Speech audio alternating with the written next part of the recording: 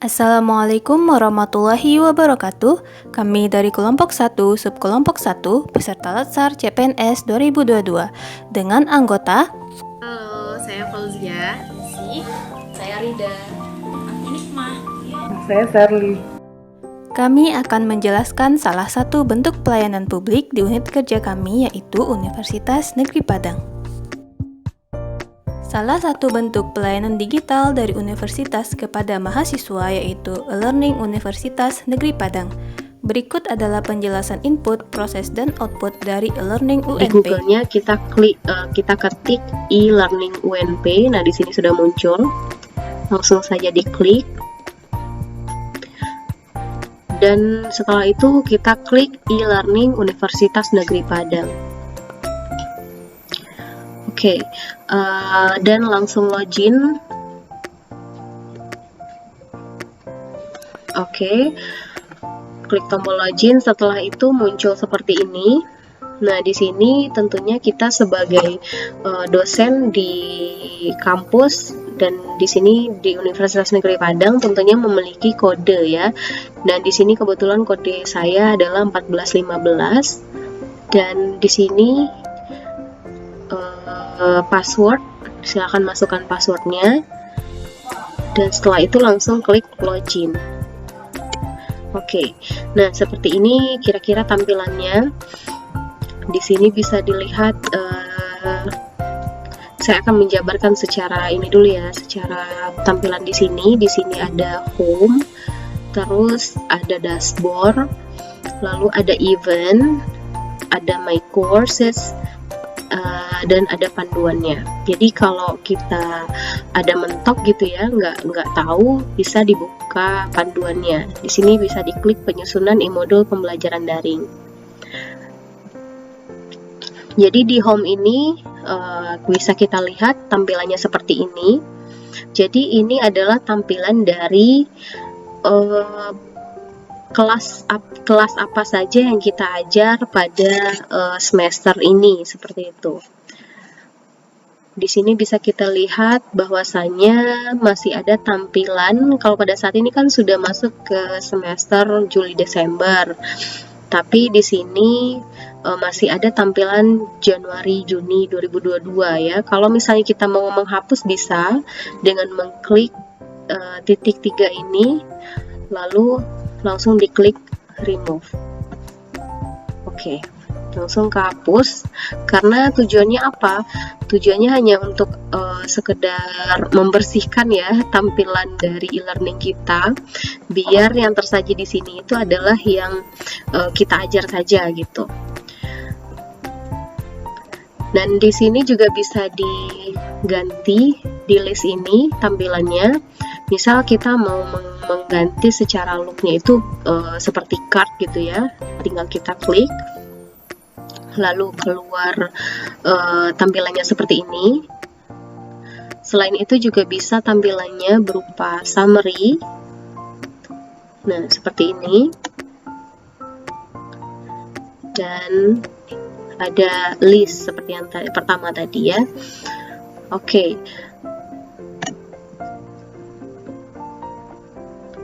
Kita coba masuk ke dalam course overview-nya. Di sini misal saya klik pembelajaran saya bimbingan penyuluhan PLS misal. Diklik lalu kemudian kita disajikan, kalau misalnya belum disetting apa-apa ini otomatis akan kosong ya. Tapi ini berhubung saya sudah menyetingnya, jadi tampilannya seperti ini. Saya sudah men-setting tentang pengantar umumnya, lalu kemudian ada pertemuan 1 sampai dengan pertemuan 16. Terus di masing-masing pertemuan saya memberikan description-nya seperti ini. Ini bertujuan untuk memberikan arahan kepada mahasiswa agar mahasiswa tahu misalnya di pertemuan 1 akan membahas apa saja, seperti itu. Lalu di sini saya juga sudah memasukkan RPS dan juga daftar hadir ya.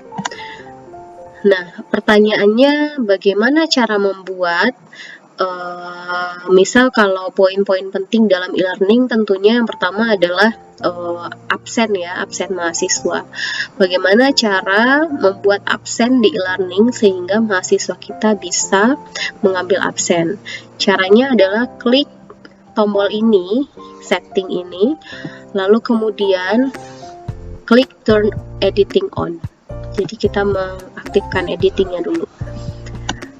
Oke. Nah, setelah itu kita langsung mengklik, misal di sini nggak ada tampilan absen ya. Jadi klik ini, add an activity or research. Kemudian kita klik attendance. Lalu kita add. Terus kemudian kita bisa men-settingnya, misal di namanya kita mau memberikan apa gitu, terus di deskripsinya kita mau memasukkan kata-kata apa, misal mahasiswa sekalian, kita jangan lupa mengambil absen dulu sebelum pembelajaran dimulai, misal seperti itu ya. Lalu jangan lupa untuk mencentang ini, display description on course page-nya, karena kalau misalnya tidak dicentang itu tidak akan muncul di laman mahasiswanya. Lalu setelah itu ini dihiraukan saja karena untuk dasar kalau menurut saya ini tidak begitu urgent ya. Nah, setelah itu kita langsung klik save and display.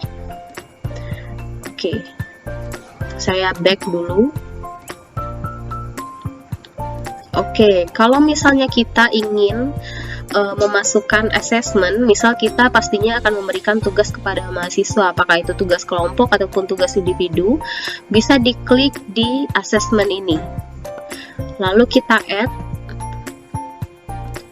terus kemudian di sini kita bisa memberikan assessment nama assessmentnya, misal tugas individu misal ya.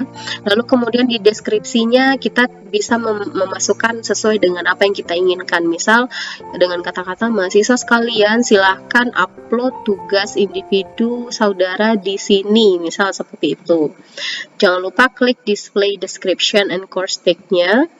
Lalu kemudian kalau misalnya kita ingin memasukkan file, misal itu berupa petunjuk tugasnya atau apapun itu, bisa kita masukkan di sini. Lalu ini adalah masalah tanggalnya. Misal kita ingin mahasiswa itu mengupload tugas dari tanggal sekian ke tanggal sekian dan dari jam sekian ke jam sekian gitu.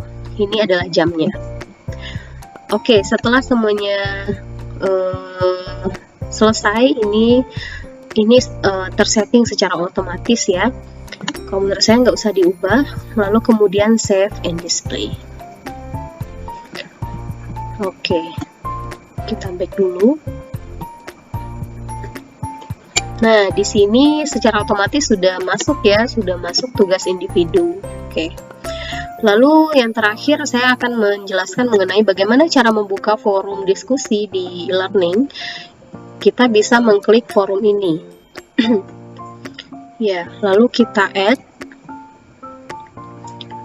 Nah, di sini kita bisa membuat nama forumnya apa, misal forum diskusi.